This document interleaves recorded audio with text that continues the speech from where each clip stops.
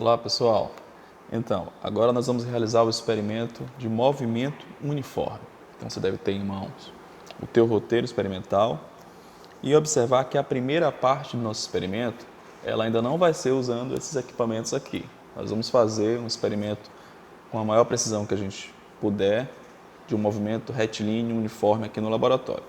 Mas antes, o móvel do experimento na primeira parte vai ser você mesmo. Então a ideia é que nesse primeiro momento você realize ou tente executar um movimento retilíneo uniforme.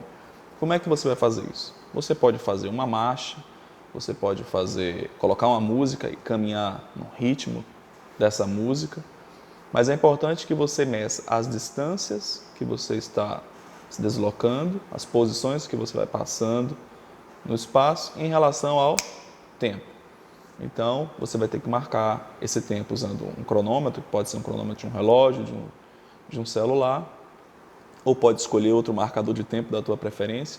O fato é que você vai realizar medidas da posição e do tempo durante esse seu movimento uniforme, certo?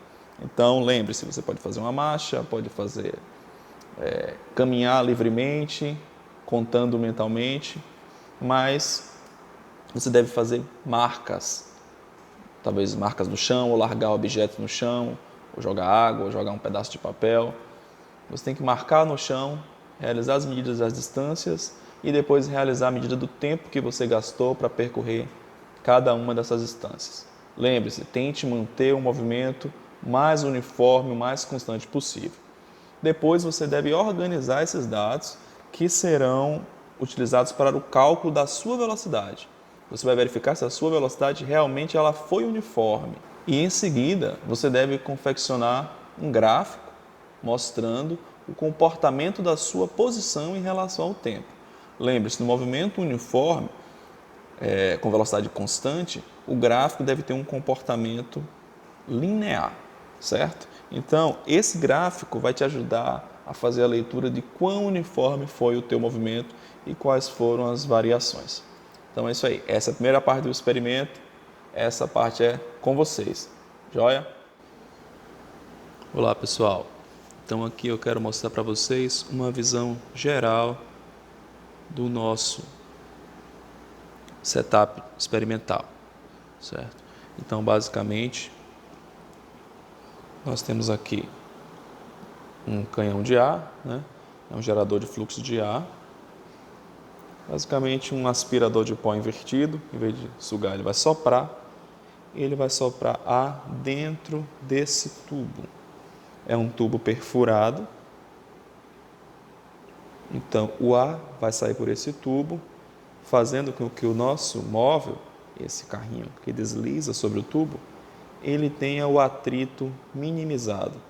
Então nós vamos reduzir ao máximo as forças de atrito.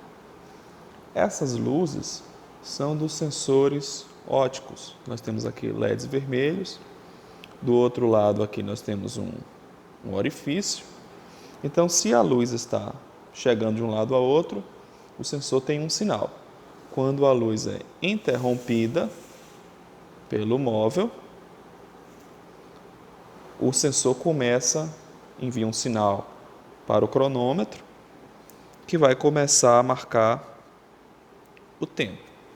Então, aqui seria o tempo de início, se o móvel começar o seu movimento dessa posição, essa seria a posição inicial, e ele vai se deslocando e passando pelos demais sensores e marcando o tempo, certo?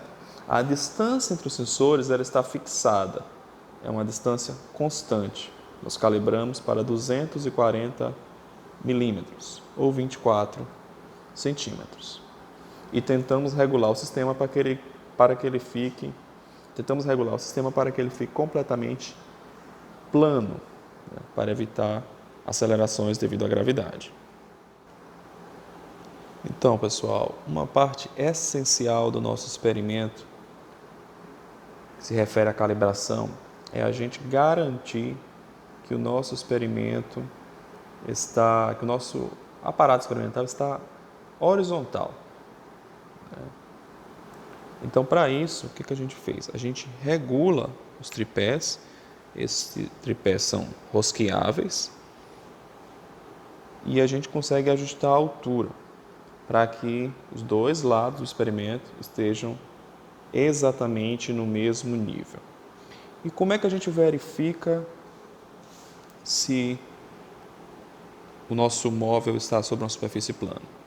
A gente tem que lembrar lá das leis de Newton, de que se a soma das forças resultantes sobre o móvel são zero, ele se mantém em movimento uniforme ou ele se mantém em repouso em relação ao nosso referencial. Então aqui, a princípio, ele só tem a força peso e a força normal, ele está apoiado sobre aquela superfície. Quando eu ligar o jato de ar, que removeu o atrito, se não tem força para frente ou para trás, ou seja, se o sistema não está inclinado, ele não deve se mover. Ele deve ficar flutuando em torno da posição de equilíbrio.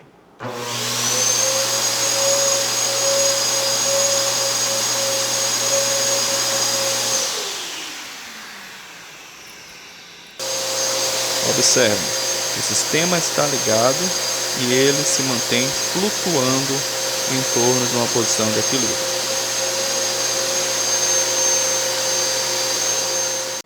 Então vamos lá. Experimento 1. Vamos ligar o fluxo de ar e vamos dar um pequeno peteleco, um pequeno toque no carrinho que vai garantir a velocidade inicial dele e presumimos que ele seguirá um movimento retilíneo uniforme.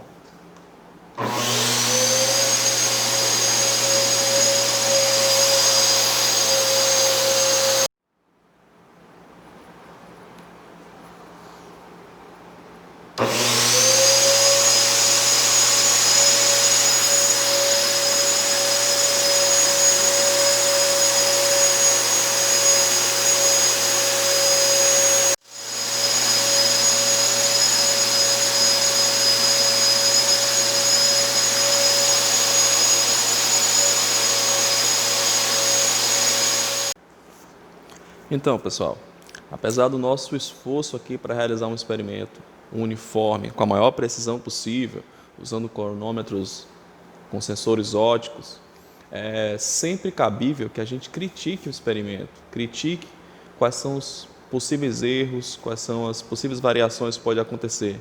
Aqui nós estamos usando um fluxo de ar para minimizar o efeito do atrito, mas será que o atrito é completamente minimizado? Nesse ambiente também nós temos um aparelho de ar-condicionado que nesse momento, como eu estou nessa sala sozinho, ele está ventilando nessa direção. Será que ele impulsiona o carrinho? Então, são coisas que a gente pensa, que a gente deve refletir quando a gente realiza um experimento, porque questões ambientais, questões instrumentais, a própria manipulação do experimentador, elas podem gerar erros, desvios.